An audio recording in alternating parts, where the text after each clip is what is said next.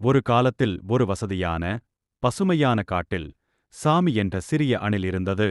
சாமி புதர் நிறைந்த வால் மற்றும் பிரகாசமான, ஆர்வமுள்ள கண்களுடன் ஒரு மகிழ்ச்சியான அணில்.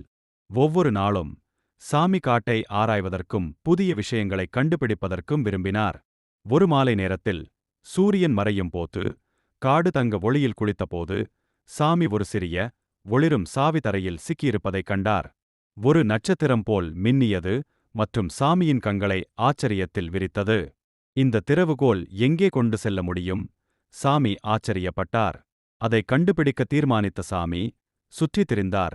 விரைவில் ஒரு பழங்கால ஓக் மரத்தின் அடிவாரத்தில் ஒரு சிறிய, மறைக்கப்பட்ட கதவை கண்டுபிடித்தார். சாவி பூட்டுக்குள் சரியாக பொருந்துகிறது. மேலும் மென்மையான திருப்பத்துடன் கதவு திறந்தது.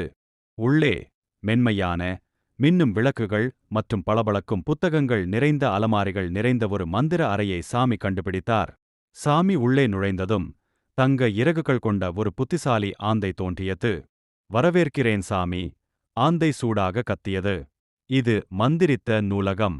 இங்குள்ள ஒவ்வொரு புத்தகமும் உங்களை அற்புதமான சாகசங்களுக்கு அழைத்துச் செல்லும் ஒரு சிறப்பு கதையை கொண்டுள்ளது.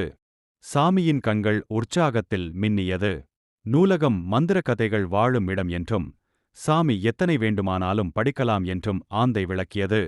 அன்று இரவு முதல் சாமி ஒவ்வொரு மாலையும் படுக்கைக்கு முன் மந்திரித்த நூலகத்திற்குச் சென்றார். அவர் தொலைதூர நிலங்கள், துணிச்சலான ஹீரோக்கள் மற்றும் நட்பு டிராகன்களின் கதைகளை படித்தார். கதைகள் அவரது கனவுகளை மந்திரம் மற்றும் ஆச்சரியத்தால் நிரப்பியது. அவர் எப்போதும் புன்னகையுடன் எழுந்தார், அடுத்த சாகசத்திற்கு தயாராக இருந்தார். எனவே சாமி அணில் ஒவ்வொரு நாளும் மந்திரத்தின் தொடுதலுடன் முடிவடையும் என்பதை கற்றுக்கொண்டது.